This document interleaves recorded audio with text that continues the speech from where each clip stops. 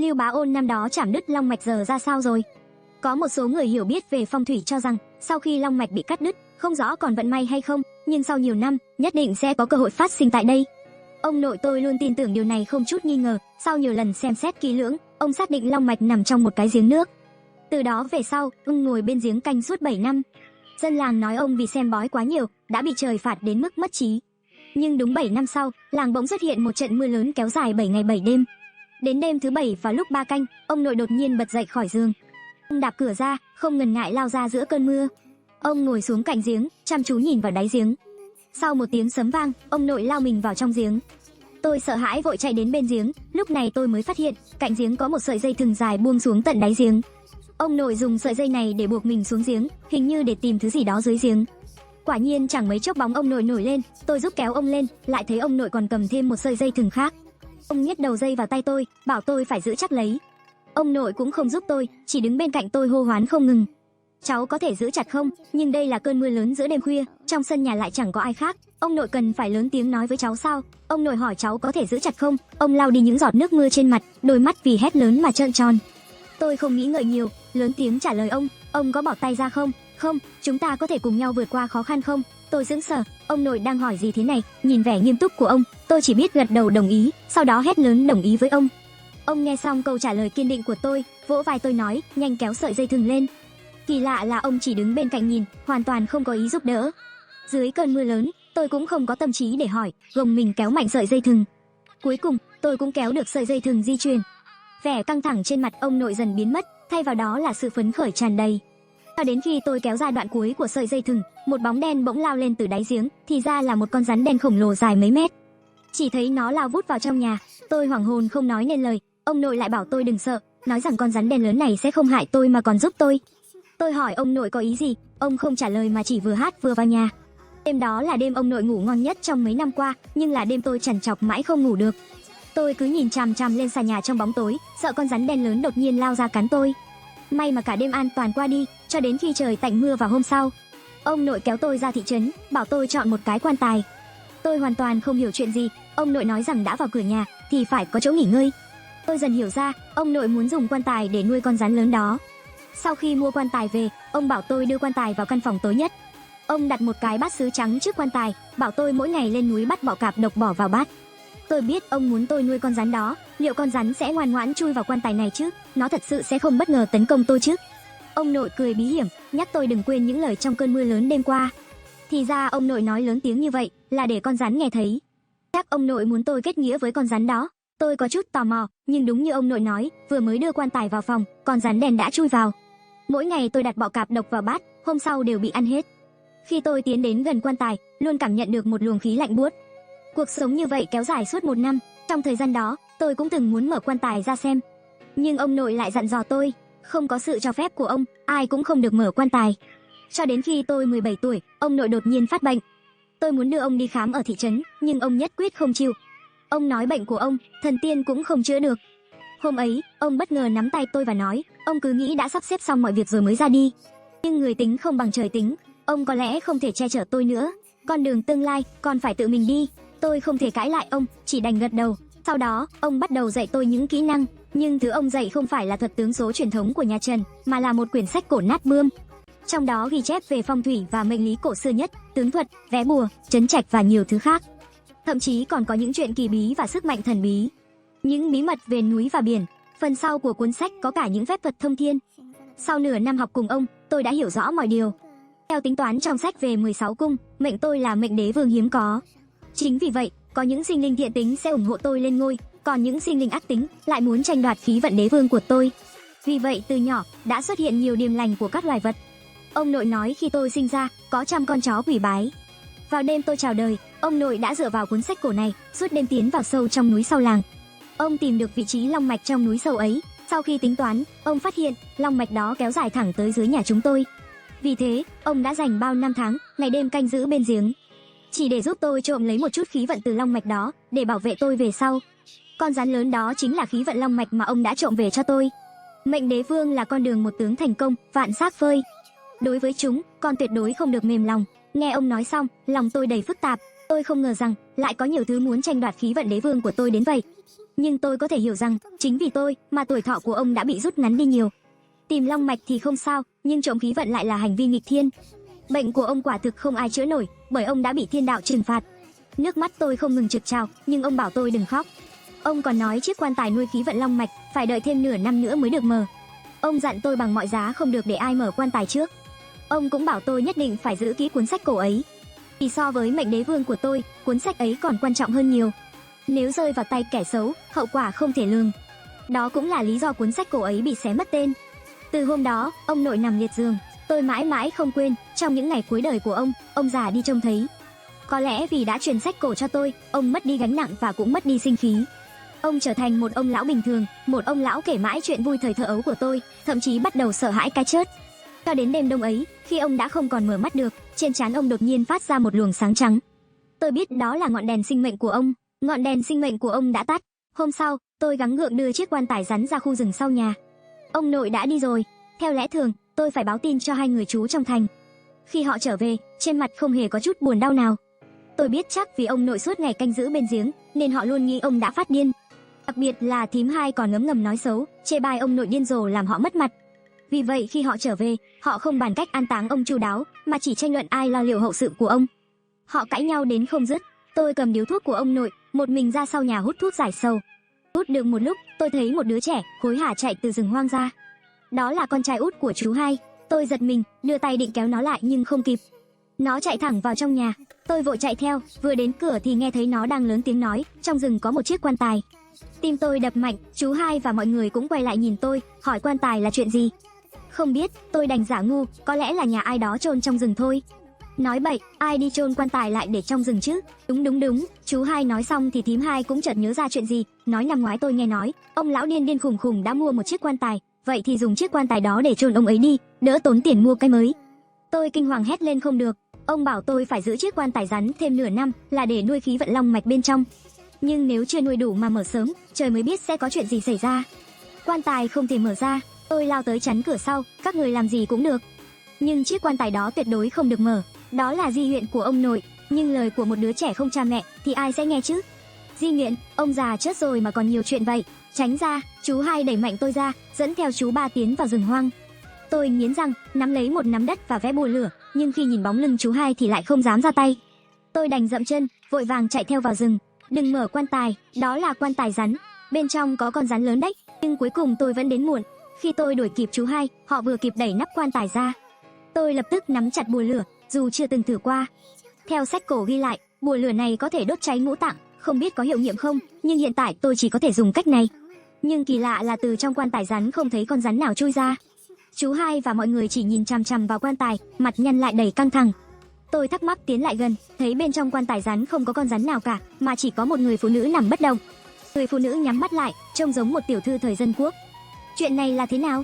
Đầu tôi xoay nhanh, thì ra những lời ông bắt tôi hứa là muốn tôi cưới cô ấy. Tôi sững sờ, tập trung sử dụng thuật nhìn khí, dù người phụ nữ nhắm mắt, nhưng trên người lại có một làn khí đen mờ ảo chuyển động. Đúng là khí vận long mạch của con rắn lớn, nhưng tại sao lại hóa thành một người phụ nữ? Tôi hoàn toàn không hiểu nổi, chỉ là khi nhìn vào gương mặt không son phấn, nhưng lại vô cùng tinh tế của cô ấy, tôi không khỏi xao lòng.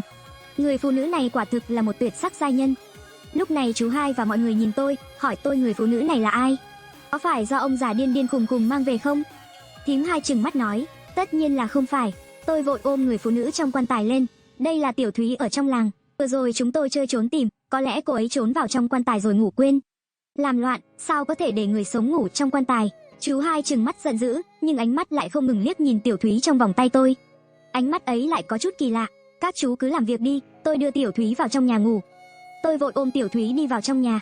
Chỉ là đường trong rừng khá khó đi, khiến tôi và Tiểu Thúy trong lòng tôi không tránh khỏi sự va chạm. Không phải tôi nhìn thấy Tiểu Thúy xinh đẹp mà có ý nghĩ xấu, chỉ là khi va chạm vào nhau, tôi nhận ra cơ thể Tiểu Thúy lạnh ngắt, giống hệt một người chết.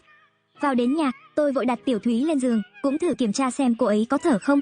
Quả nhiên không hề có hơi thở. Tiểu Thúy, hóa thân từ khí vận long mạch, thực sự là một người chết. Tôi lại nhớ đến lời dặn của ông nội, bảo tôi phải nuôi thêm nửa năm mới được mở quan tài. Chẳng lẽ là thời điểm chưa đến, nên cô ấy chưa thể hóa thành người sống? Phải làm sao đây? Tôi nhìn vào đôi mắt nhắm chặt của Tiểu Thúy, chỉ muốn tự tát mình 2 cái. Tất cả là tại tôi không giữ được quan tài rắn như ông đã dặn. Nhưng tôi có thể làm gì? Chẳng lẽ dùng bùa lửa đốt cháy ngũ tạng chú hai? Chưa nói đến việc tôi chưa từng sử dụng bùa lửa này, dù chú hai có tệ hại thế nào, vẫn là chú của tôi. Khi tôi đang lo lắng, chú hai và mọi người lại bước vào phòng. Hỏa ảo, chắc con bé này không phải bị bắt cóc chứ? Chú hai hỏi, mắt không ngừng dán vào Tiểu Thúy. Đương nhiên không phải, ông nội mới qua đời tối hôm qua, bây giờ đã mấy giờ rồi? Nếu Tiểu Thúy bị ông bắt cóc, thì cô ấy đã ngạt thở trong quan tài rồi. Tôi vội vàng xua tay, chú hai gật đầu nhưng vẫn chưa rời mắt. Mãi đến khi thím hai nhìn thấy, hung hăng lườm chú một cái, chú hai mới chịu thu lại ánh mắt. Nhưng ngay khi ánh mắt chú rời khỏi Tiểu Thúy, tôi đột nhiên cảm thấy một luồng khí quen thuộc. Đó là luồng khí lạnh lẽo khi tôi tiếp cận quan tài rắn để nuôi độc. Tôi quay đầu nhìn Tiểu Thúy và thấy cô ấy đã mở mắt. Đôi mắt cô ấy đen thẳm và giống như mắt rắn, chỉ là một đường thẳng.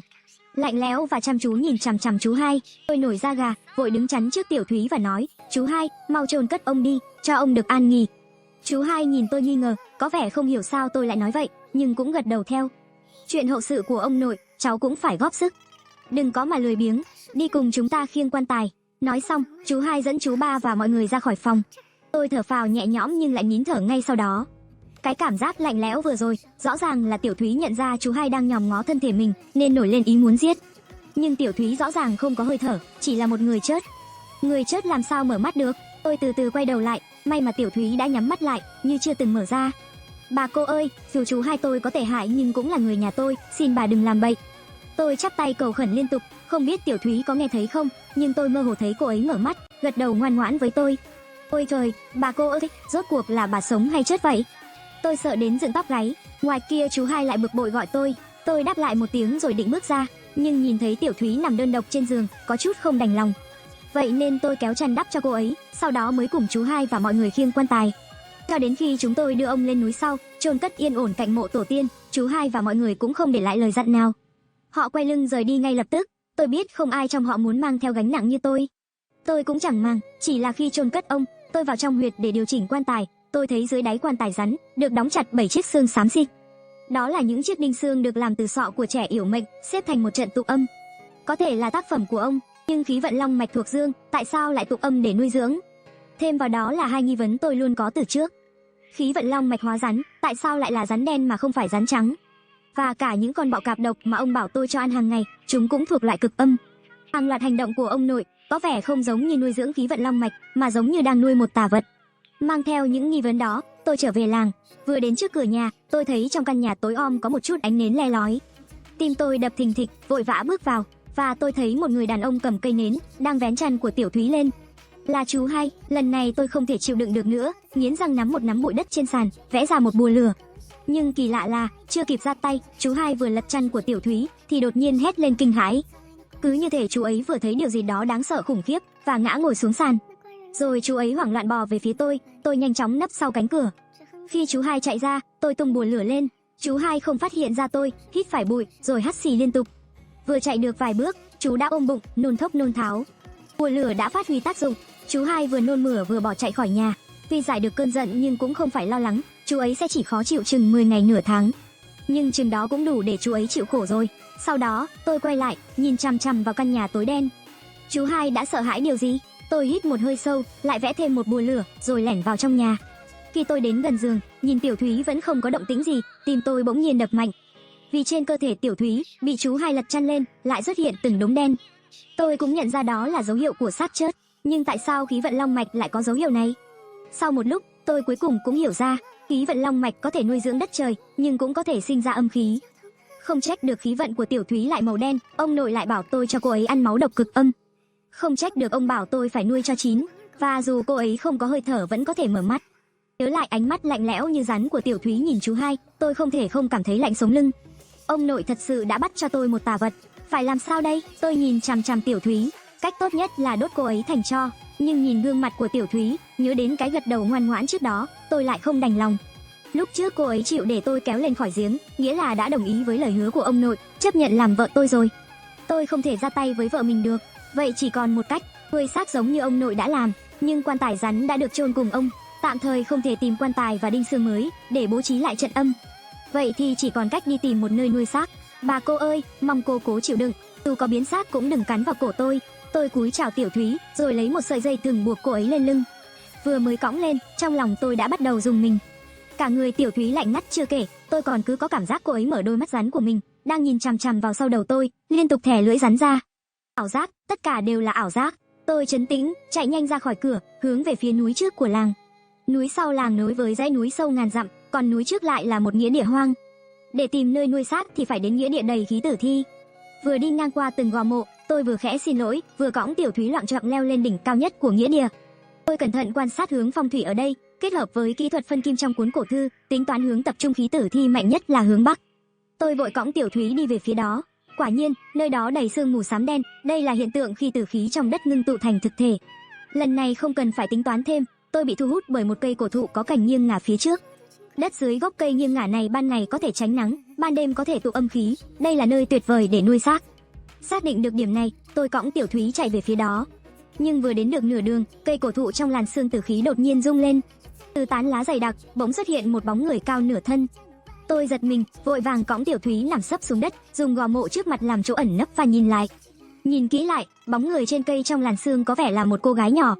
Nhưng giữa đêm khuya và ở nghĩa địa đầy tử khí này, sao lại có một cô gái leo cây như con khỉ thế này? Từ trên cây nghiêng ngả, nó nhanh chóng leo xuống, cho đến khi đến được cành cây gần mặt đất nhất, rồi nhảy vọt xuống đất, chân tay đáp đất vững vàng. Sau đó, nó đứng lên, quan sát xung quanh nghĩa địa tăm tối, vừa phủi bụi trên tay. Lúc này tôi mới nhìn rõ mặt đứa bé gái đó, nào phải là bé gái gì, mà rõ ràng là một con cáo xanh khoác áo hoa. Tôi hít sâu một hơi vì kinh ngạc, trước đây khi học cổ thư với ông, tôi đã chuẩn bị tâm lý gặp phải những sinh vật tà ác này, nên trấn tĩnh lại để quan sát tiếp. Con cáo xanh đó chắc nghĩ không có ai xung quanh, vừa vuốt tóc bím vừa ho khẽ một tiếng, lập tức một loạt bóng đen nhảy xuống từ cây, là cả đàn cáo con. Những con cáo nhỏ nhanh chóng đào đất đen dưới gốc cây, lộ ra một chiếc quan tài đen xì. Chúng cùng nhau kéo nắp quan tài mở ra, rồi nhìn về phía con cáo xanh đang vuốt bím tóc. Con cáo xanh gật đầu, ngay lập tức nó cất tiếng người. Phải đậy nắp thật kín cho nhị ra đấy. Tôi lập tức mở to mắt, con cáo xanh lại lấy ra một viên ngọc màu xanh lam, ngậm vào miệng, rồi nằm thẳng vào trong quan tài đen đó. Đàn cáo con liền đóng nắp quan tài lại, sau đó nhanh chóng leo trở lại lên cây nghiêng ngả, biến mất không dấu vết. Tôi thật không ngờ, lại tình cờ gặp một con hồ ly tinh biết nói. Giờ tôi phải làm gì đây? Con cáo xanh đó nằm trong quan tài dưỡng thì tốt nhất, chắc chắn nó cũng muốn hấp thu tử khí và ánh trăng của nghĩa địa này. Vậy còn Tiểu Thúy tôi đang cõng thì sao? Phải chăng là tôi nên tìm một chiếc quan tài trong nghĩa địa này, rồi dùng đinh xương và thiết lập trận tụ âm? Nhưng Tiểu Thúy đã nổi đầy đống tử thi, đợi tôi mang quan tài về thì chắc đã biến thành thi rồi. Tiểu Thúy không phải là một oan hồn tầm thường. Hơn nữa, ác quỷ nuôi dưỡng từ long mạch, nếu xác biến tôi chắc chắn không kiểm soát nổi. Tôi liếc nhìn Tiểu Thúy đang tựa đầu vào vai mình, nghiến răng rồi nhanh tay nắm một ít đất, bóp thành một lá bùa lửa. Một tay nhặt một viên đá, ném thẳng về phía quan tài dưỡng xác.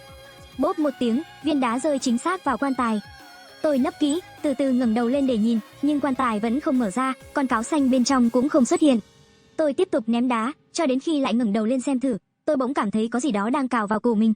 Quay đầu lại thì thấy một đôi mắt dài, tròn đang đảo qua đảo lại, đó chính là con cáo xanh. Không biết nó phát hiện ra tôi từ lúc nào, nó đang dùng đuôi quét nhẹ vào cổ tôi. Thằng nhóc không biết sống chớt từ đâu tới đây, tìm chớt mà cũng không biết chọn thời điểm. Chưa để nó nói hết câu, tôi ném thẳng lá bùa lửa vào mặt nó. Con cáo xanh bịt miệng, phẩy phẩy tay, nhìn chằm chằm vào lá bùa lửa trong tay tôi, rồi nhìn xuống bụng mình. Ồ, cũng biết chút công phu mèo ba chân đấy, nhưng ngần ấy mà đòi làm hại bổn đại tiên này, có phải là quá? Một lần nữa chưa để nó nói hết câu, tôi nhặt một viên gạch dưới đất, đập thẳng vào đầu nó. Bốp một tiếng, con cáo xanh ôm đầu. Cái đồ vô phép, ta là Hồ Tiên nương nương, động chủ của Hồ nhị gia đây. Làm sao ngươi, một kẻ phàm trần, dám? Tôi không để nó nói hết, lại đập thêm một viên gạch, khiến con cáo xanh ngã xuống đất, trở lại hình dáng của một con thú bốn chân. Ngươi chờ đó cho bổn đại tiên. Con cáo xanh vừa chửi vừa bốn chân chạm đất, phóng nhanh về phía sau. Trời tối đen tôi cũng không thể đuổi theo, chỉ biết nhìn bóng dáng con cáo xanh mất hút trong bóng tối, lòng không khỏi bất an. Hồ, Hoàng, Bạch, Liễu, Xám là 5 vị đại tiên ở Đông Bắc. Hôm nay tôi đã chọc giận con cáo xanh này, ai mà biết sau này sẽ gặp bao nhiêu phiền phức. Tôi không suy nghĩ nhiều, vội vàng cõng Tiểu Thúy đến dưới gốc cây, đặt cô ấy vào quan tài dưỡng xác. Bà cô ơi, cô phải cố hấp thu ánh trăng, tu luyện thành tinh nha. Làm cương thi còn hơn, đừng có biến thành ác quỷ. Cương thi và ác quỷ là hai khái niệm khác nhau. Cương thi là một dạng sống khác, vốn chỉ là xác chết trống rỗng, nhưng trong quá trình hóa xác, nó có thể sinh ra trí tuệ và ý thức giống con người, chỉ cần máu tươi để tồn tại. Còn ác quỷ thì bất kỳ vật chất nào gặp tà khí đều có khả năng trở thành ác quỷ. Sau khi biến thành ác quỷ, có thể thành những con quái vật khát máu. Ông nội bảo tôi nuôi Tiểu Thúy với bọ cạp độc đã khiến cô ấy quen với tà khí, nên khi Tiểu Thúy rời khỏi quan tài tụ âm, ngay lập tức đã có dấu hiệu xuất hiện đống tử thi. Nghĩ lại mới thấy, ông nội đã định nuôi Tiểu Thúy thành cương thi ngay từ đầu. Hay là cứ đốt một mồi lửa đi, lấy vợ là cương thi, Chẳng phải tôi sẽ thành bịch máu di động sao? Tôi cau mày, nhưng chợt thấy trong quan tài, mặt Tiểu Thúy sáng lên một chút, thì ra là một giọt nước mắt. Bà cô ơi, đừng khóc nữa, tôi sẽ không đốt cô đâu. Không đốt cô nữa, được chưa? Đừng khóc nữa mà. Tôi tất nhiên không biết phải làm gì, nhưng rồi lại thấy một viên cầu màu xanh thẫm đang nằm ở góc quan tài bên trên đầu Tiểu Thúy, hình như là thứ con cáo xanh ngậm trong miệng trước đó. Nhưng chưa kịp lấy thì tôi đã nghe thấy tiếng khóc thút thít của phụ nữ vọng đến bên tai. Tiếng khóc này không phải từ Tiểu Thúy trong quan tài, mà từ phía bãi tha ma đầy khí lạnh phía sau lưng tôi. Tôi hít một hơi sâu và quay lại, thì thấy một người phụ nữ ăn mặc xộc xệch bốc lên mùi hương lạ, đang lăn lê bò trườn từ dưới bãi mộ lên. Tôi nghi ngờ đứng dậy tiến lại gần. Cứu mạng, cứu tôi với! Người phụ nữ trông thấy tôi, giang tay ra định ôm chặt lấy. Cô ta vừa giơ tay lên, phần trên cơ thể liền để lộ hết. Có yêu quái, dưới đó có yêu quái, một con cáo, nó muốn ăn tôi. Tôi gật đầu, rồi nhặt một viên gạch vụn dưới đất. Người phụ nữ ngây ra, tiếp theo đó tôi cầm viên gạch đập thẳng vào đầu cô ta. Con cáo xanh chết tiệt, mày lại dám đến đây? Ngay khi tôi ngửi thấy mùi lạ từ người phụ nữ này, tôi đã thấy có gì đó sai sai. Vừa đánh một phát xuống, người phụ nữ kêu ối rồi ngã lăn ra đất. Quả nhiên là con cáo xanh đang ôm đầu. Tôi cứng lòng lại, nắm lấy gáy con cáo này. Tôi kéo lê nó về phía quan tài dưỡng xác trong khi nó giãy giụa và chửi rủa. Rồi tôi nhặt một cành cây gãy to dưới gốc cây. Tính làm gì vậy? Đừng có làm bừa, ta là thần hồ của Hồ Tiên Nương Nương, nếu ngươi dám động vào. Tôi chẳng thèm quan tâm, giơ gậy lên đập. Ối dào ôi, anh ơi, anh đừng đánh thật mà. Con cáo xanh bỗng chốc hoảng sợ, giọng nói cũng chẳng còn uy nghiêm. Anh ơi, em sai rồi. Anh muốn cứu cô mỹ nhân này đúng không? Em có cách mà. Tôi hơi ngạc nhiên, tò mò hỏi. Cách gì? Dưới bãi tha ma này có một ngôi làng nhỏ, trong đó có một thanh niên mang khí vận đế vương. Anh biết hỏa phù, chắc cũng là người trong nghề rồi. Chỉ cần anh lấy được khí vận của thanh niên ấy, cứu mỹ nhân này dễ như trở bàn tay. Tôi nghe mà rùng mình, không ngờ ngay cả con cáo xanh này cũng biết chuyện của tôi. Nhưng tôi lập tức kìm nén cảm xúc, muốn thử moi thêm thông tin từ nó. Vậy sao ngươi không tự đi lấy khí vận của cậu ta? Tôi đâu có gan đó, các đại vương trong núi đều đang dòm ngó hắn đấy. Con cáo xanh lắc đầu quẩy quẩy. Xương trắng dưới chỗ ngồi của các đại vương còn nhiều hơn cả lông trên người ta.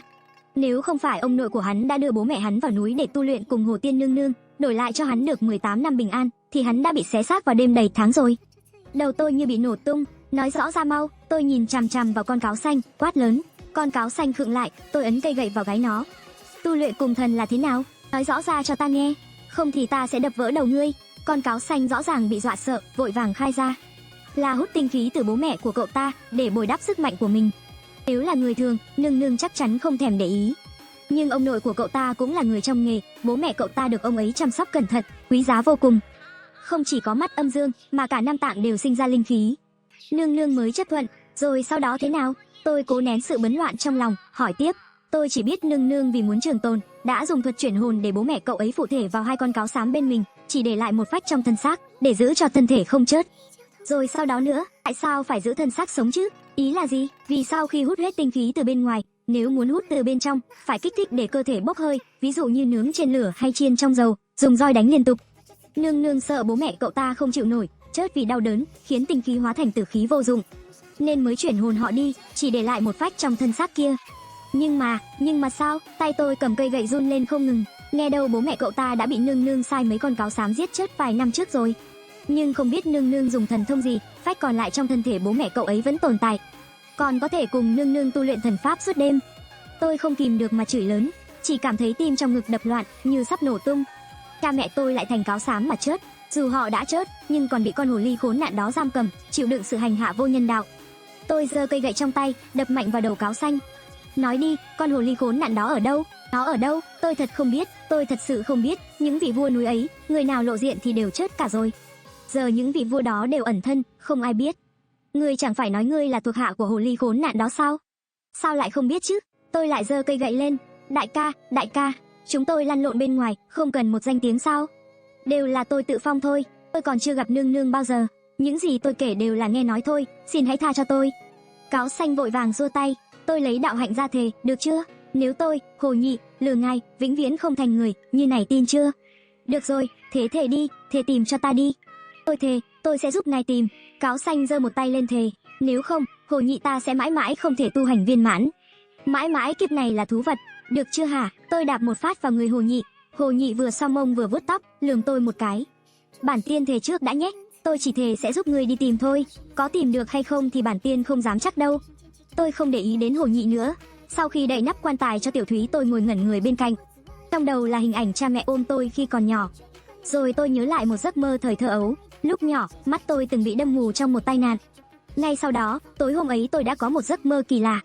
Tôi mơ thấy mình trong một ngọn núi tối đen, bị hai con cáo xám đuổi theo. Tôi cố chạy thoát, cho đến khi nghe thấy tiếng nói quen thuộc phía sau. Hỏa thổ, địch chạy mà, là giọng mẹ tôi. Tôi quay lại và thấy hai con cáo xám đang ngồi lặng lẽ. Chúng vươn móng vuốt về phía tôi, trong mỗi vuốt của chúng là một mắt. Ngày hôm sau tôi thực sự đã nhìn thấy lại. Dù lúc đó tôi chỉ mới 8 tuổi, nhưng tôi mơ hồ đoán được hai con cáo trong giấc mơ chính là cha mẹ tôi. Một lúc sau, chỉ còn lại mình tôi trên gò mộ. Thậm chí tôi cũng không biết Hồ Nhị rời đi lúc nào. Tôi siết chặt nắm tay, tôi bảo Hồ Nhị đi tìm mụ cáo tiên kia, dĩ nhiên là để cứu cha mẹ tôi. Dù họ đã mất rồi, dù bảy phách trong tam hồn thất phách chỉ là sự chấp niệm của cảm xúc khi còn sống, nhưng thân thể và tinh thần đều nhận từ cha mẹ, làm sao tôi có thể nhắm mắt nhìn họ chịu khổ bị hành hạ không ngày không đêm như thế. Nhưng dù Hồ Nhị thực sự tìm được mụ cáo tiên kia, tôi cũng chẳng biết làm gì. Trừ khi tôi bước vào con đường tà ác, nhưng ông nội tôi chắc chắn sẽ dẫn đến đội mù mà sống lại. Chỉ có một cách, cũng là cách mà ông nội đã để lại. Đó là nuôi dưỡng Tiểu Thúy thật tốt. Dù cô ấy là một ác hồn, nhưng được dưỡng bởi khí vận của Long Mạch, không phải loại vương tướng trên núi nào có thể sánh bằng. Khí vận của Long Mạch từ lúc sinh ra đã đứng ở đỉnh cao của thiên phú tu đạo. Tôi nhìn quan tài dưỡng thi bên cạnh chỉ muốn tự cho mình hai cú đấm. Tiểu Thúy, tôi thực sự dựa vào cô rồi đấy. Dù tôi nói vậy, trong lòng lại không nghĩ thế. Ông nội bảo tôi có mệnh đế vương, là con đường gian khổ đến đỉnh cao.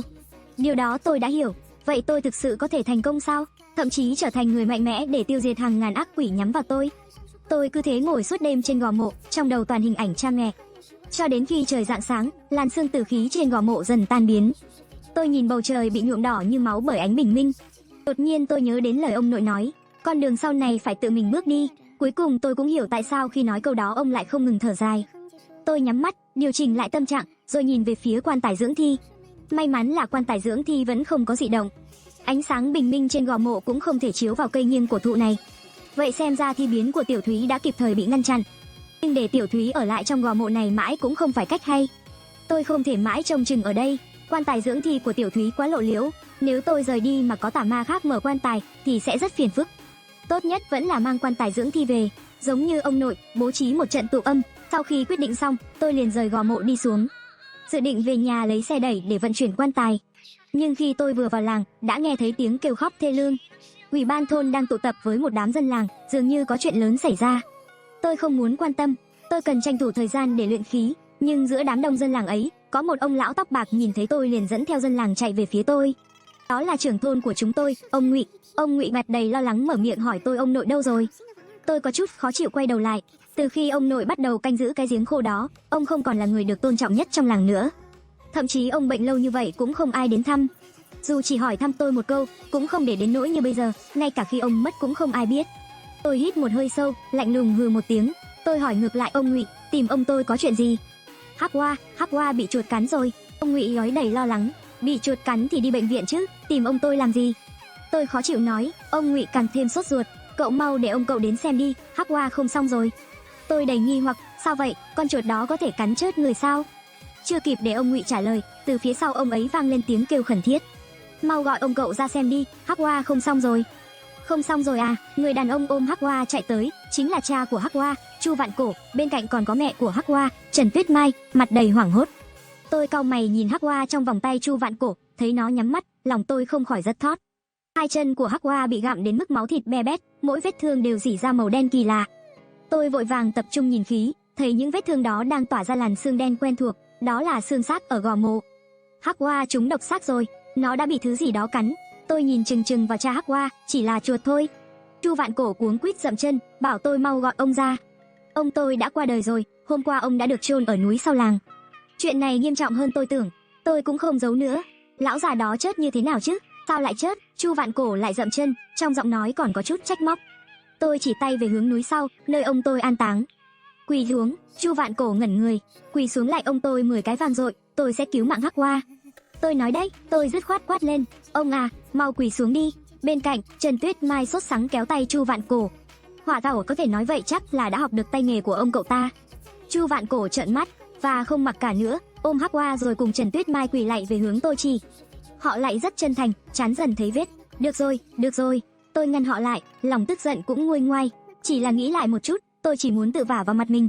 Chuyện của Hắc Hoa không phải khó, nhưng cũng chẳng dễ. Tôi có bao nhiêu việc, không ngờ vừa về làng đã dính phải rắc rối này. Chẳng lẽ không cứu, để mặc cho Hắc Hoa nhiễm độc xác?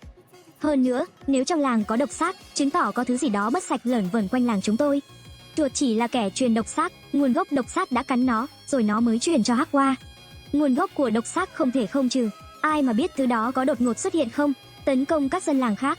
Tôi bất lực thở dài, bảo Chu Vạn Cổ và Trần Tuyết Mai mau đi lấy ít tro và nếp, đắp lên vết thương của Hắc Hoa. Sau đó thì sao? Hắc Hoa sẽ tỉnh lại chứ?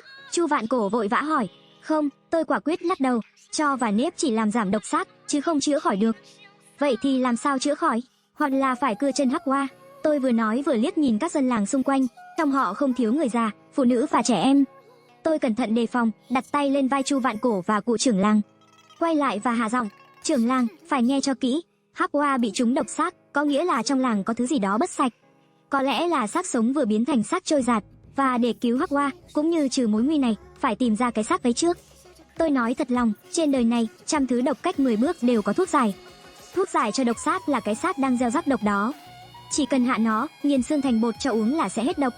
Nói xong, Chu Vạn Cổ có vẻ không tin nổi, cụ trưởng thì có vẻ bình tĩnh hơn, sống trong làng bao năm, chắc nghe qua những chuyện này. Dù chưa gặp trực tiếp, tôi hiểu rồi. Cụ trưởng làng gật đầu, hạ giọng, rồi quay lại gọi các dân làng, bảo người già, phụ nữ và trẻ em tập trung ở sân nhà ông ấy.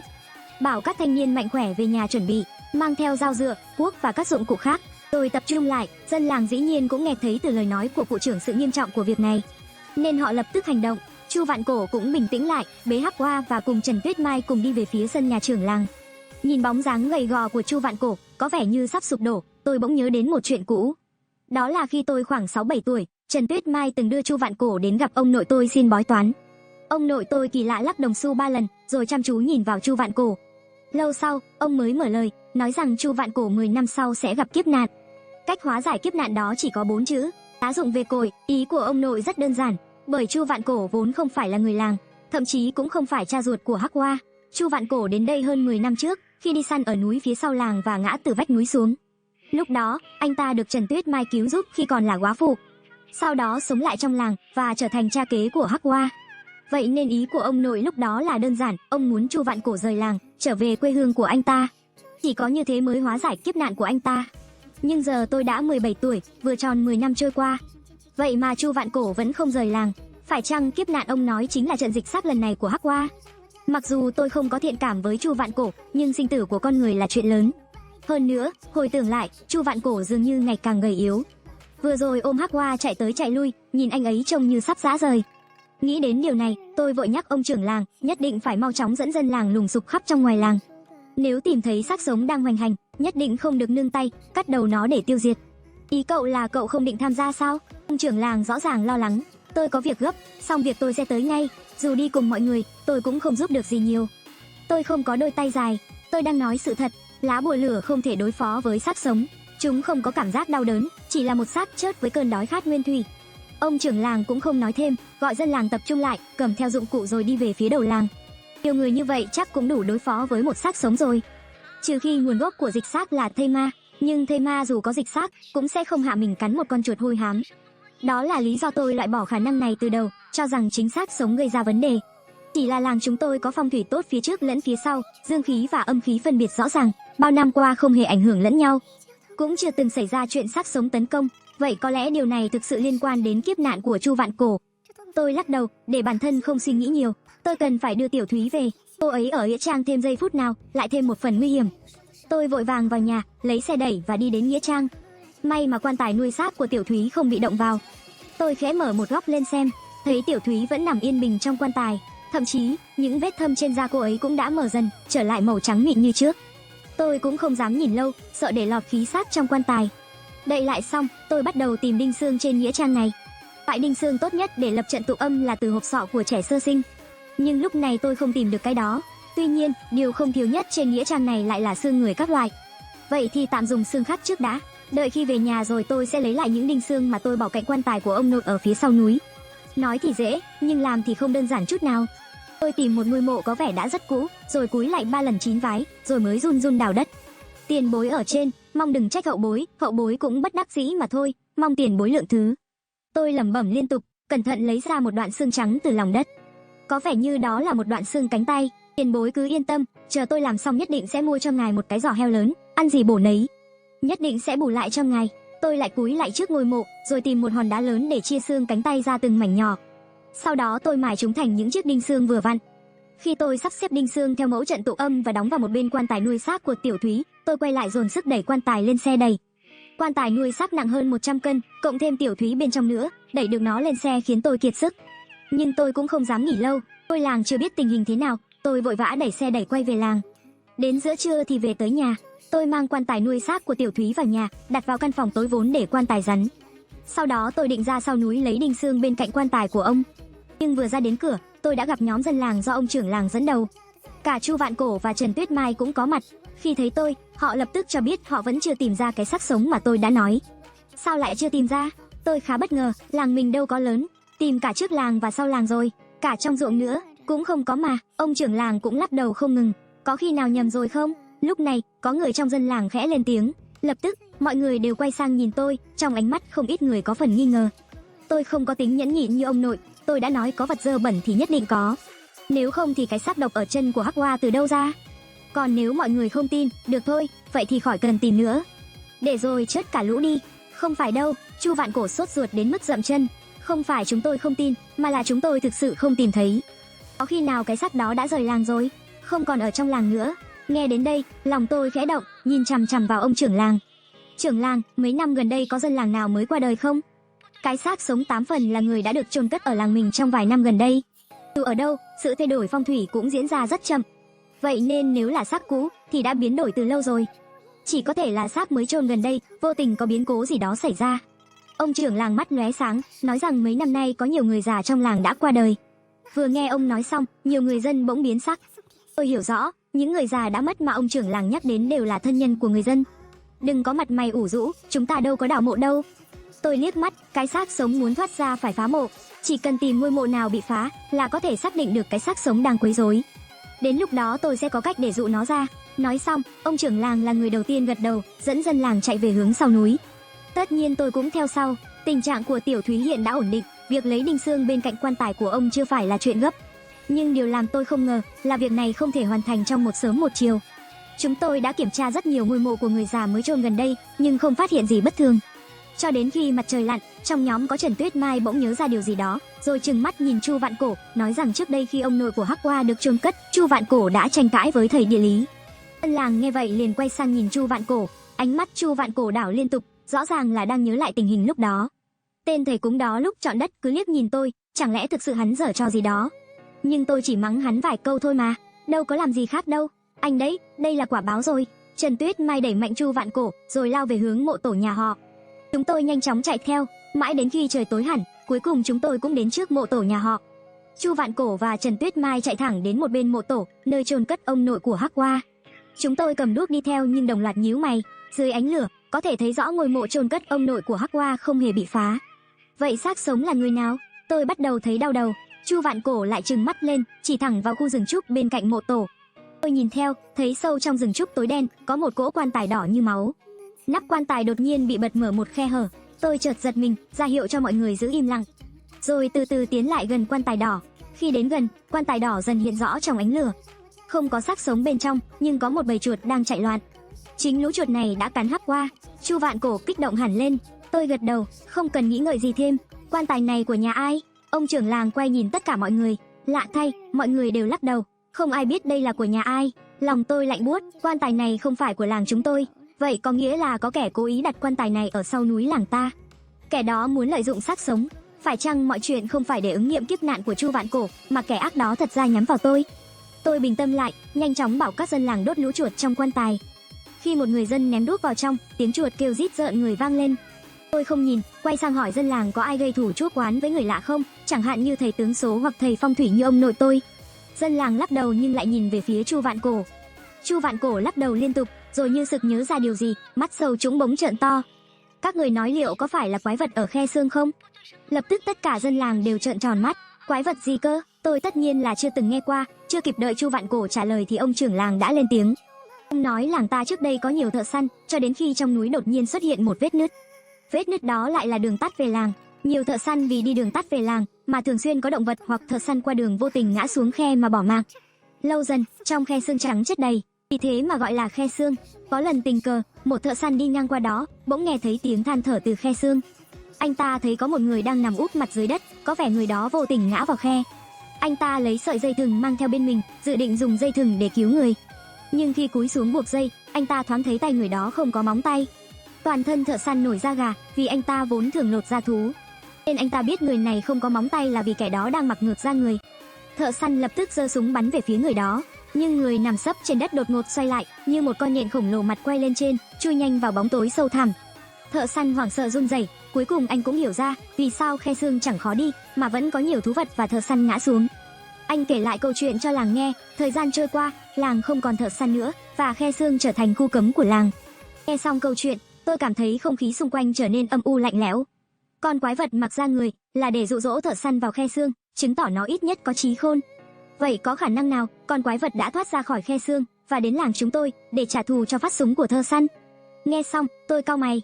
Động cơ của quái vật có vẻ hợp lý, nhưng nếu nó thật sự muốn báo thù, việc dùng một chiếc quan tài chứa xác sống có phải là dư thừa? Tôi định nói ra thắc mắc, nhưng một người dân bỗng chỉ vào cỗ quan tài máu. Nhìn kia, mọi người mau nhìn. Tôi nhìn theo, chỉ thấy sau khi bị lửa thiêu, một mảng bùn đen lớn cạnh quan tài máu bị cháy rụi hoàn toàn. Bên trong bùn lộ ra một khẩu súng săn, quả nhiên là con quái vật khe xương. Người dân chỉ vào quan tài máu hô lên kinh ngạc. Tôi phải về làng thôi, vợ con tôi còn ở trong làng. Đúng, quay về làng. Được thôi, tôi gật đầu đồng ý, cũng không ngăn cản, chỉ dặn ông lão Ngụy dẫn mọi người về làng trước, tập trung tất cả mọi người lại, còn tôi sẽ vào khe xương để tìm hiểu rõ sự việc. Chỉ mình anh thôi sao? Tôi cũng đi. Chu Vạn Cổ bên cạnh dựa sát vào tôi phải tìm thấy xác chết để cứu Hắc Hoa nhà tôi. Tôi kéo Chu Vạn Cổ lại, nói nhỏ với anh ấy. Anh còn nhớ lời tiên đoán của ông nội anh 10 năm trước không? Tất nhiên tôi nhớ. Chu Vạn Cổ gật đầu. Vậy mà anh vẫn muốn đi? Tôi nhíu mày, tôi không thể nhìn Hắc Hoa chết được. Chu Vạn Cổ nói với vẻ kiên định. Tôi thở dài, không biết khuyên thế nào. Ông lão Ngụy gật đầu, nhìn chúng tôi, dặn dò phải cẩn thận, rồi đưa cho tôi một con dao dựa sắc bén. Tôi đeo dao vào hông, Chu Vạn Cổ thì cầm đuốc của một dân làng. Anh ấy an ủi Trần Tuyết Mai vài câu, bảo cô ấy về làng cùng ông lão Ngụy, rồi cùng tôi tiến lên con đường vào núi. Tôi phải vào khe xương, chủ yếu vì đường đi này thực sự quá kỳ lạ như một âm mưu. Theo diễn biến của âm mưu này, giờ chúng tôi nên về làng tụ họp lại để phòng ngừa quái vật ra người tấn công. Nhưng tôi lại muốn đi ngược lại, đến khe xương để xác minh mọi thứ. Cứ thế, tôi và Chu Vạn Cổ, người cầm đuốc, chạy nhanh trên con đường vào núi. Con đường cũ vào núi vốn do thợ săn ngày trước mở ra. Làng chúng ta bây giờ không còn thợ săn, nên con đường này đã bị bỏ hoang từ lâu, cỏ dại mọc cao quá đầu gối. Thêm vào đó, tán cây trong rừng rất rậm rạp, che khuất hoàn toàn ánh trăng. Chỉ những chỗ mà ngọn lửa trên tay Chu Vạn Cổ chiếu đến mới không chìm trong bóng tối dày đặc. Sự tối tăm này khiến tôi và Chu Vạn Cổ phải chậm rãi tiến bước. Càng đi sâu vào rừng, xung quanh khu rừng tối đen thỉnh thoảng lại vang lên tiếng hú ghê rợn. Tôi lập tức cảnh giác, rút con dao dựa ở thắt lưng ra. Nhìn Chu Vạn Cổ có vẻ vì nóng lòng cứu Hắc Hoa, anh ấy chỉ chăm chăm đi về phía trước, không hề do dự hay sợ hãi. Điều này khiến tôi cảm thấy có chút cảm mến người đàn ông gầy gò này. Cho đến khi tôi và Chu Vạn Cổ đã đi hơn 1 tiếng đồng hồ, con đường phía trước vẫn tối om, nhưng mặt đất dưới chân đã bắt đầu dốc xuống. Điều này cho thấy chúng tôi đã vượt qua ngọn núi phía sau, cũng có nghĩa là đã chính thức tiến vào vùng núi sâu. Tiếng động của các loài dã thú xung quanh dần lắng xuống, khiến tôi cảm thấy lo lắng. Vì thật sự quá yên tĩnh, tôi thậm chí còn nghe rõ tiếng ngọn lửa cháy trên tay Chu Vạn Cổ. Không phải trong núi sâu thì dã thú phải nhiều hơn sao? Dù thấy lạ nhưng cũng không phải điều xấu, sự yên tĩnh này không phải là điều tệ. Đang lúc suy nghĩ, Chu Vạn Cổ phía trước cầm đuốc đột ngột dừng lại. Tôi bất ngờ, vội vàng nhìn về phía trước nơi ngọn đuốc chiếu sáng, nhưng không phát hiện điều gì bất thường, chỉ thấy cỏ dại rậm rạp. Sao lại dừng lại? Tôi khẽ hỏi Chu Vạn Cổ. Chu Vạn Cổ bèn thì thầm đáp lại một cách kỳ lạ. Đừng động đậy. Tôi lập tức cảm thấy tim đập mạnh và nhận ra ánh lửa chiếu vào khuôn mặt của Chu Vạn Cổ. Dù đầu anh ấy hướng về phía trước tối đen, nhưng lại nhẹ nhàng liếc về phía rừng đen bên cạnh. Tôi để tâm, cũng liếc nhìn một cái theo cách tương tự. Chỉ cần một cái liếc này đã khiến tôi rùng mình. Lúc này chúng tôi đã bị một bầy thú hoang bao vây. Tôi vô thức siết chặt con dao dựa trong tay và thấy con thú đứng gần nhất. Toàn thân tôi lập tức tê dần, bởi vì con thú dẫn đầu đó lại là một con sói hoang. Không lạ gì khi xung quanh lại yên tĩnh thế này. Nếu phát hiện từ xa, có lẽ tôi và Chu Vạn Cổ còn có cách ứng phó, nhưng giờ đây bầy thú dưới sự dẫn dắt của con sói chỉ cách chúng tôi chừng 10 mét. Chúng tôi đã không còn đường thoát. Tôi căng mắt nhìn chằm chằm con sói dẫn đầu, chỉ nghĩ rằng để phá giải tình huống này, chỉ có thể hạ gục nó ngay lập tức. Liệu tôi có nên sử dụng đến chiêu cuối không? Ý nghĩ vừa lóe lên trong đầu, thì trước mặt bỗng vang lên một tiếng cười lạnh. Một bàn tay nhanh chóng giật lấy con dao dựa trong tay tôi. Chu Vạn Cổ đã ném bỏ ngọn đuốc trong tay, giương cao con dao lao thẳng vào bầy thú trong rừng. Tôi lập tức kêu lên kinh ngạc, nhưng ngọn đuốc cũng vừa rơi xuống đã tắt ngấm. Xung quanh tôi lập tức chìm vào bóng tối. Tôi vội mò mẫm nhặt lên một viên đá, chỉ nghe thấy xung quanh đã trở nên hỗn loạn. Tôi còn nghe thấy tiếng cười của Chu Vạn Cổ, làm tôi chợt nhận ra mười mấy năm trước, Chu Vạn Cổ được Trần Tuyết Mai cứu về làng chúng tôi. Lý do là vì khi đi săn, anh ấy vô tình trượt chân ngã xuống vách đá. Nói cách khác, Chu Vạn Cổ từng là một thợ săn. Tôi bỗng hiểu ra, tiếng gầm của bầy thú xung quanh lập tức chuyển thành tiếng rên rỉ, dường như Chu Vạn Cổ đã dùng thủ đoạn nào đó để đánh trọng thương cả bầy thú. Thật là không thể tin nổi, Chu Vạn Cổ dù là thợ săn, nhưng anh ấy cũng chỉ là một người. Chỉ có một con dao thôi.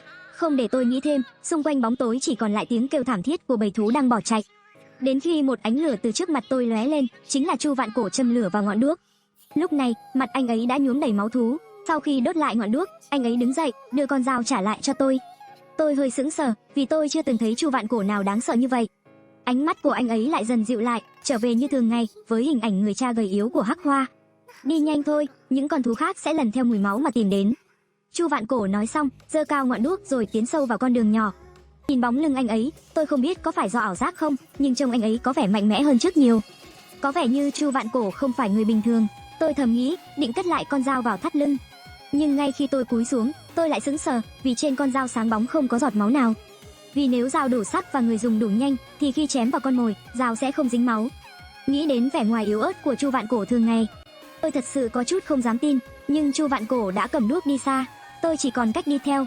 Chu Vạn Cổ cũng không giải thích gì thêm, chỉ bước nhanh hơn. Chúng tôi cứ thế đi suốt 1-2 tiếng đồng hồ. Cuối cùng cũng vượt qua khu rừng tối đen. Trước mắt hiện ra một ngọn đồi chọc trụi, bên cạnh ngọn đồi là con đường vòng qua rừng. Đó vốn là lối cũ thợ săn xưa để tiến sâu vào núi thẳm. Chúng tôi muốn tới khe xương thì không thể đi đường cũ, mà phải vượt qua ngọn đồi phía trước. Theo lời ông lão Ngụy, có lẽ phía sau đồi chính là khe xương. Nhưng chưa kịp leo lên đồi, tôi đã cau mày. Ngọn đồi này là một triền đất đá trơ trọi, trên đồi chẳng có lấy một cái cây, thậm chí một ngọn cỏ cũng không. Ngay cả gò mả trước núi làng chúng tôi còn có một cây cổ thụ cong. Hai bên đồi là rừng rậm tùm, nhưng đồi lại trơ trọi và lạnh lẽo. Có vẻ như đồi này bị phong thủy phá hủy. Chưa kịp nghĩ nhiều, Chu Vạn Cổ đã ném đuốc xuống rồi trèo lên đồi. Đợi đã, tôi vội hạ giọng gọi, nhưng anh ấy quá lo cho Hắc Hoa nên không để ý đến tôi. Anh ấy cứ thế trèo lên đỉnh đồi, tôi đành bất đắc dĩ leo theo. Khi chúng tôi vừa lên tới đỉnh, chỉ cần nhìn một lần, tôi đã kéo Chu Vạn Cổ nằm xuống đất. Chỉ thoáng qua thôi tôi cũng thấy rõ cái hố sâu này đang tỏa ra từng mảng ánh sáng lạnh lẽo. Đó là những đống xương chưa được an táng, lâu ngày tỏa ra âm khí. Anh sợ bẩn sao? Tôi nhìn Chu Vạn Cổ. Chu Vạn Cổ nhíu mày, nhìn tôi với vẻ mặt đầy nghi hoặc. Tôi vội giải thích, dựa vào tình hình hiện tại của khe xương này, tôi chắc chắn đã đánh giá thấp nơi này. Nếu chúng ta cứ liều lĩnh vào trong, rất có thể sẽ bị con quái vật ra người phát hiện. Vì vậy, chúng ta cần che giấu dương khí của mình. Che giấu dương khí liên quan gì đến việc sợ bẩn? Chu Vạn Cổ vẫn tỏ ra khó hiểu. Tôi không giải thích thêm, chỉ vốc nắm bùn ướt trên đỉnh đồi, bôi lên trán mình. Lập tức, một mùi hôi thối xộc vào mũi. Nhìn động tác của tôi, Chu Vạn Cổ hiểu ý, gật đầu ra hiệu cho tôi làm tiếp. Không nói gì thêm, tôi vốc một nắm bùn ướt, tập trung quan sát phần trán của Chu Vạn Cổ, cố tìm điểm phát ra dương khí mạnh nhất. Chỉ cần nhìn một chút, lòng tôi trùng xuống, bởi dương khí phát ra trên trán của Chu Vạn Cổ thật thưa thớt, thậm chí còn đứt quãng, cứ như sắp tắt hẳn. Chu Vạn Cổ sắp chết rồi. Khe xương này đúng là tử kiếp của Chu Vạn Cổ. Sao thế? Chu Vạn Cổ rõ ràng nhận thấy vẻ mặt khác lạ của tôi. Tôi do dự một chút, nhưng vẫn nói thật với anh ấy. Chu Vạn Cổ không hề tỏ ra kinh ngạc, ngược lại anh ấy nở một nụ cười kỳ lạ, nhìn tôi cười chân chân. Rồi Chu Vạn Cổ không để ý đến tôi nữa. Anh ấy bật dậy, lao thẳng về phía khe xương. Nhìn thấy anh ấy đột ngột chạy đi, trong lòng tôi chửi thầm, rút nhanh con dao bên hông ra, khom người đuổi theo. Chu Vạn Cổ chạy rất nhanh, tôi nhất thời không đuổi kịp. Đến khi tôi chạy hết con dốc hoang, anh ấy đã đến cạnh mép khe xương. Không hề chần chừ, anh ấy nhảy thẳng xuống. Tình huống này khiến tôi không dám gọi to, chỉ đành lao đến nơi Chu Vạn Cổ nhảy xuống. Lúc này tôi mới thấy rõ, dưới khe xương dù tối đen như vực sâu không đáy, nhưng ngay vị trí Chu Vạn Cổ nhảy xuống lại có một tảng đá nhô ra. Bên dưới tảng đá là một dãy bậc thang đá được xếp từ đá dưới khe lên. Nhìn thấy cảnh này, tôi hít sâu một hơi, có vẻ như ông lão Ngụy đã nói đúng, con quái vật ra người trong khe xương thật sự đã có thể leo ra khỏi khe này. Những bậc thang đá này chính là do nó tự tạo nên. Tôi cố gắng ngừng suy nghĩ, siết chặt con dao trong tay rồi nhảy xuống bậc đá. Tôi tiếp tục leo xuống. Khe xương này trên hẹp dưới rộng, ánh trăng không thể lọt vào trong. Vì vậy, tôi không thể nhìn rõ bóng dáng Chu Vạn Cổ trong bóng tối này. Điều duy nhất tôi có thể làm là tiếp tục xuống. Sau khi leo xuống khoảng mười mấy bậc, xung quanh tôi đã tối đen không thấy gì, chỉ cảm nhận được từng cơn gió lạnh buốt. Tôi tiếp tục leo xuống, cuối cùng chạm chân đến đáy khe. Nhưng ngay khi đặt chân xuống, tôi giẫm phải vật gì cứng nhô lên, suýt nữa trẹo chân. Tôi cúi đầu xuống nhìn kỹ, lòng bỗng lạnh toát. Dưới chân tôi là một cái đầu lâu đen thui. Tôi nhìn quanh vào bóng tối. Trong khe này, xương cốt nằm la liệt khắp nơi. Tôi vô thức siết chặt con dao trong tay, bước cẩn thận giữa những khe hở của các bộ xương. Xung quanh tôi tối đen như mực, tôi chỉ có thể dựa vào vách đá để đảm bảo an toàn tối đa cho bản thân. Nhưng ngay khi tôi chạm vào vách đá, một tiếng cạch đột ngột vang lên từ phía bên kia khe. Đó chính là âm thanh của chiếc đầu lâu tôi vừa giẫm phải. Tôi vội nhìn chằm chằm vào đó, thấy một bóng người đang tiến lại gần trong bóng tối. Là Chu Vạn Cổ, anh ấy đang tiến lại gần tôi, giơ một ngón tay lên môi ra hiệu im lặng. Tôi giữ im lặng và nhìn quanh, đến khi Chu Vạn Cổ vẫy tay, ra hiệu bảo tôi đi theo anh. Rồi anh quay người đi vào sâu trong bóng tối. Tôi không nghĩ nhiều, cẩn thận bước qua các bộ xương và đi theo anh. Nhưng Chu Vạn Cổ vẫn không dừng lại, anh tiếp tục đi sâu hơn vào trong và bước chân càng lúc càng nhanh, như thể anh đã biết rõ đường. Anh dường như rất quen thuộc với khe xương này. Lòng tôi bắt đầu thấy bất an, tự hỏi sao anh chỉ xuống trước tôi một lúc mà lại quen thuộc lối đi đến thế. Lúc đó Chu Vạn Cổ ở phía trước cũng dừng lại, tôi dè chừng đứng yên tại chỗ, không tiến lại gần, chỉ đứng yên tại chỗ.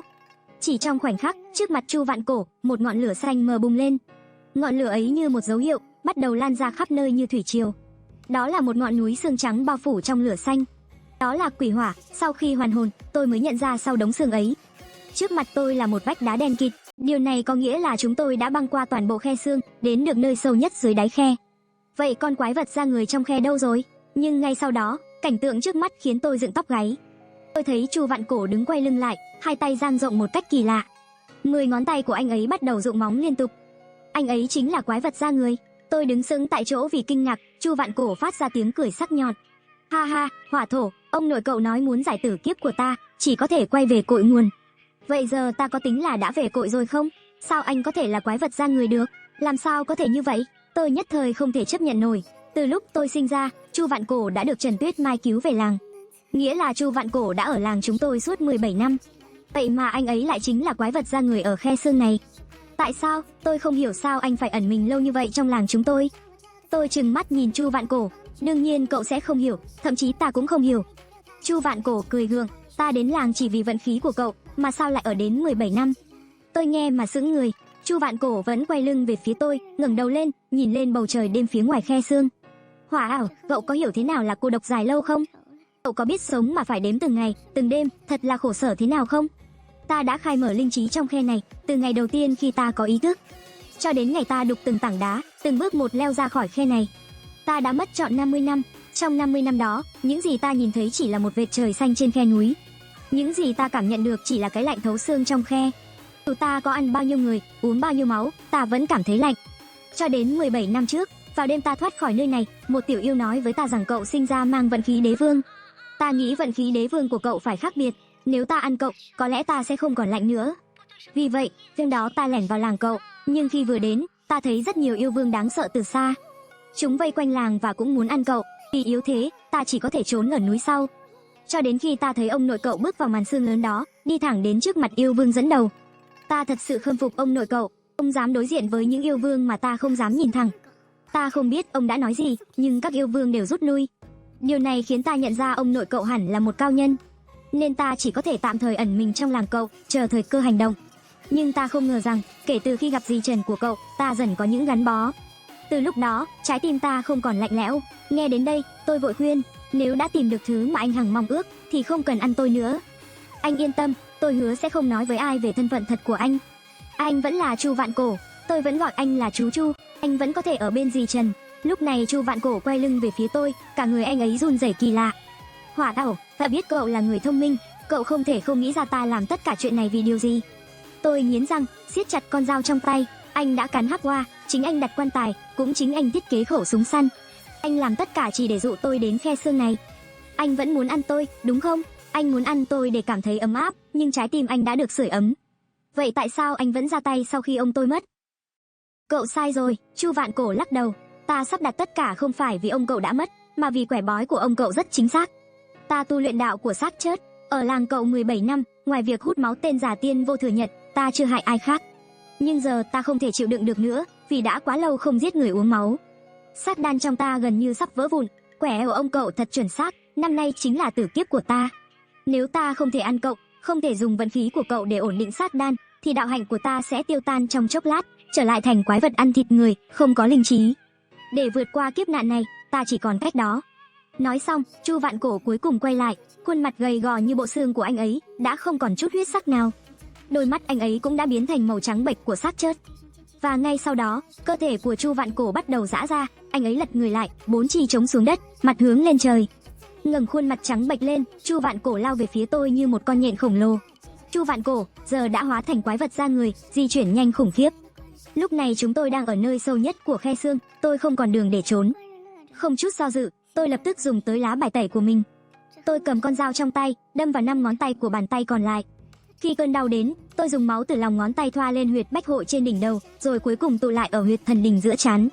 Sau đó, tôi đặt dấu ấn dưới chân, tay kết ấn và hét lớn, xin thần tới. Rồi tôi cảm nhận được từng luồng khí âm hàn từ bốn phía đổ vào thần đình và bách hội của mình. Khác với phù chú, phép xin thần này tôi đã luyện từ lâu.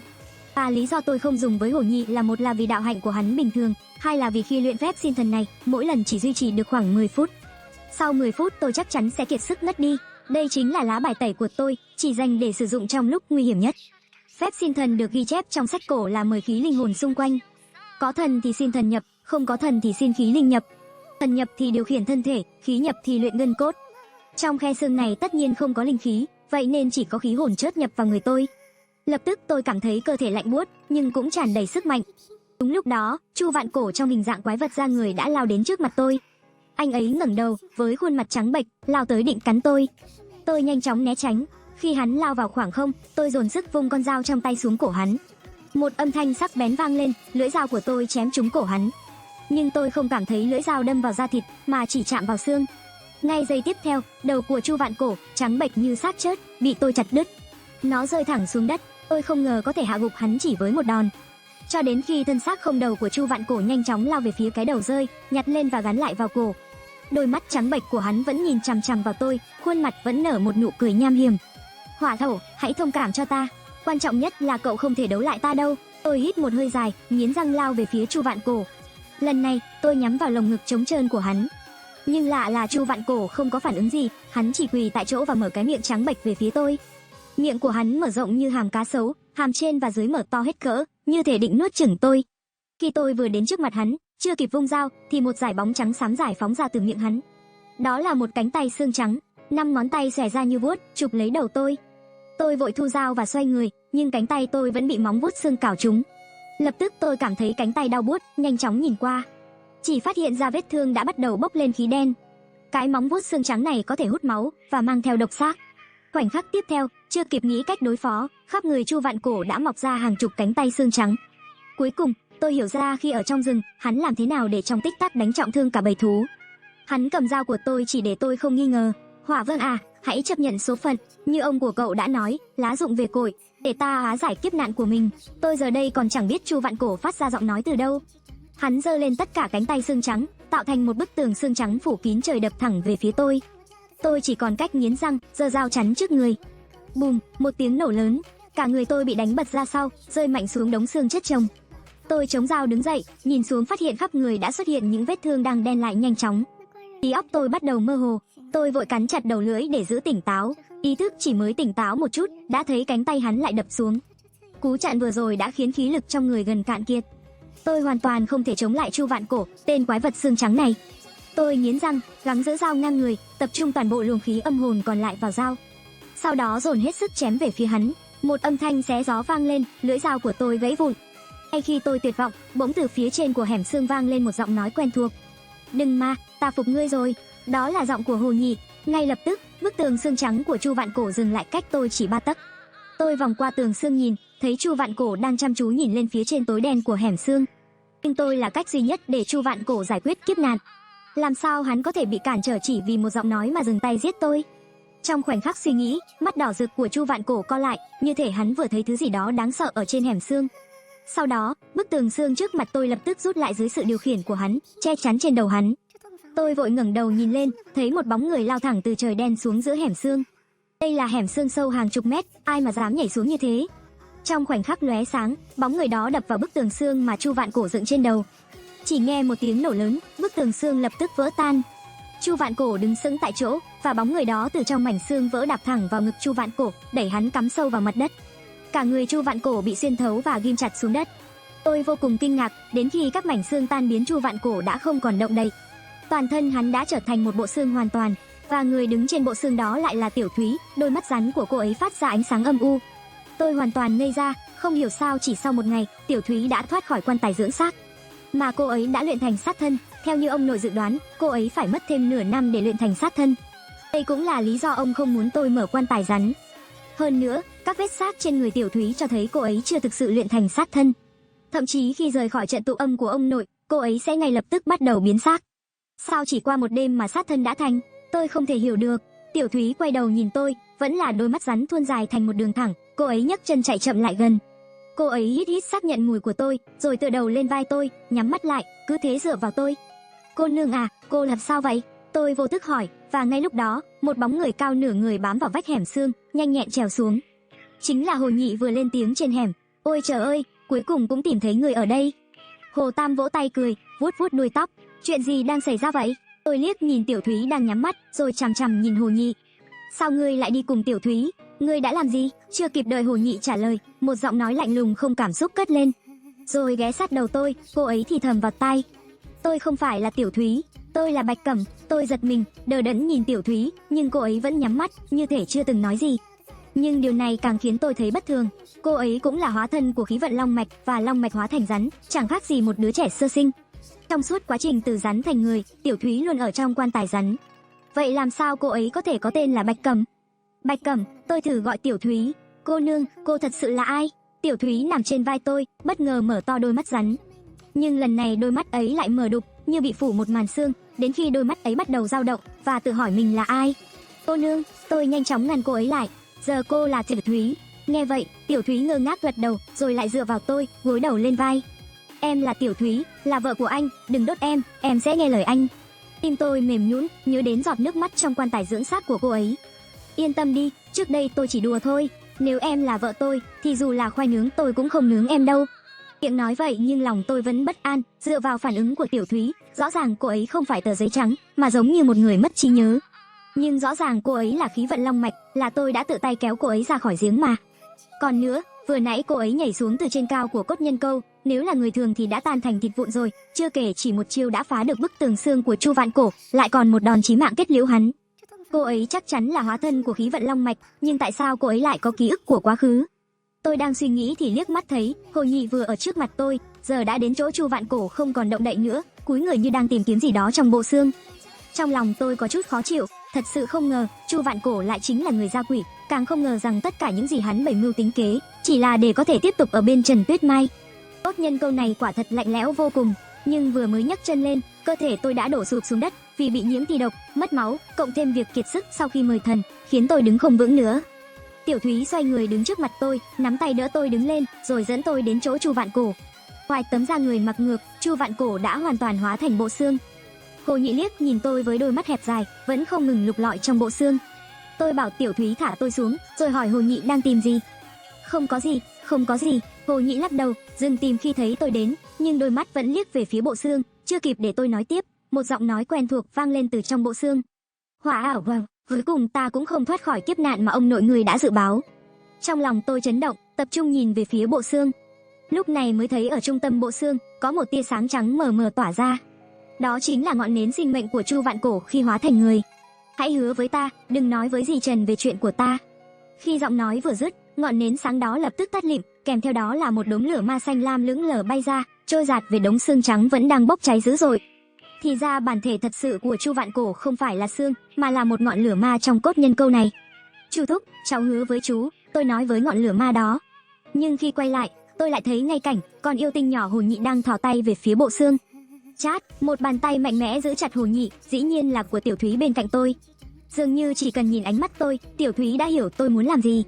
Ôi trời, mỹ nhân tỷ tỷ, nhẹ tay thôi. Hồ Nhị cứ nhảy chân, nhưng mãi không rút được tay ra. Nói đi, hồ ly xanh, ngươi đang định tìm gì mà giấu ta? Không có gì cả, chỉ là tiện tay thôi. Hồ Nhị vẫn tiếp tục nhảy chân, ta chỉ muốn lấy vài mảnh xương để gặm thôi. Tôi liếc mắt, nhịn đau cúi xuống, lục lọi đúng chỗ Hồ Nhị vừa định thò tay vào trong bộ xương. Lập tức, một viên ngọc đen nhỏ bằng ngón tay út lăn ra. Mắt Hồ Nhị sáng rực lên ngay lập tức, không màng đến tay đang bị Tiểu Thúy giữ chặt. Cả người nghiêng về phía viên ngọc đen, định dùng tay kia để chộp lấy. Nhưng Tiểu Thúy nhanh hơn, nâng tay lên và nhấc bổng hắn cả lên trời. Mỹ nhân tỷ không được giở trò vô lý đâu. Hồ Nhị rõ ràng đã sốt ruột, tỷ hút mất linh châu của bản tiên, tỷ phải đền lại cho ta. Nếu không bản tiên dù làm ma cũng sẽ không tha cho tỷ. bản tiên sẽ quấn quýt tỷ đời đời kiếp kiếp. Ôi ôi, đừng đánh ta. Tôi không để ý đến Hồ Nhị, nhặt viên cầu đen kia lên, tập trung nhìn vào. Mới nhận ra bên trong viên cầu đen này đang lưu chuyển một luồng khí đen. Đây là nội khí của tà tu, đây chính là thi đan mà Chu Vạn Cổ khổ luyện hàng chục năm để tạo ra. Cũng chính là nội đan mà các linh tu trong sách cổ gọi chung. Thảo nào Hồ Nhị giấu giếm ta để tìm nó. Nếu thứ này mà bị Hồ Nhị hấp thu, có lẽ nó có thể đột phá khỏi kiếp thú, hoàn toàn biến thành hình người. Nếu tôi hút được thi đan này thì sao? Trong lòng tôi không khỏi vui mừng. Dù không phải tà tu, nhưng điều đó không có nghĩa là tôi không thể hấp thu thi đan này.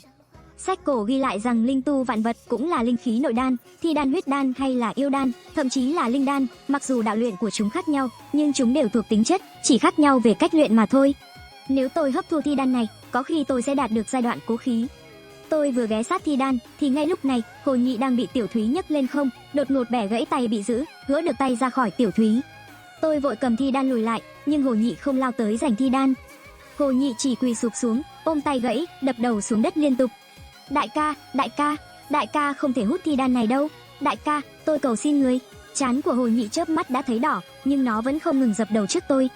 Ngươi muốn thành hình người đến vậy sao? Khoan đã, ngươi vừa nói Tiểu Thúy đã hút linh châu của ngươi là sao? Chính là viên linh châu mà tôi luyện đấy, bị bỏ lại trong dưỡng thi quan.